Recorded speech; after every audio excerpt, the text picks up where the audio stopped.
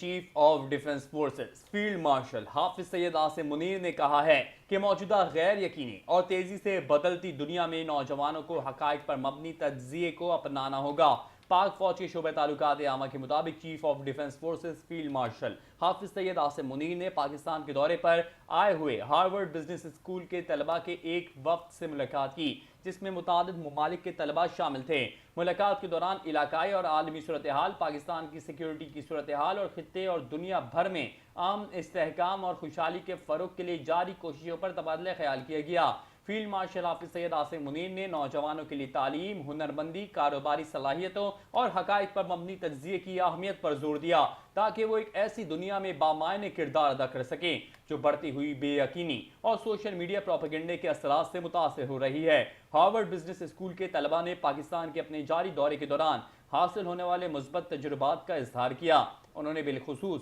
पाकिस्तानी अवाम की कुशादा दिली, गर्म जोशी और मेहमान नवाजी को सराहा और मुल्क में मौजूद बेपनाह सलाहियतों और मौाक़े को उजागर किया।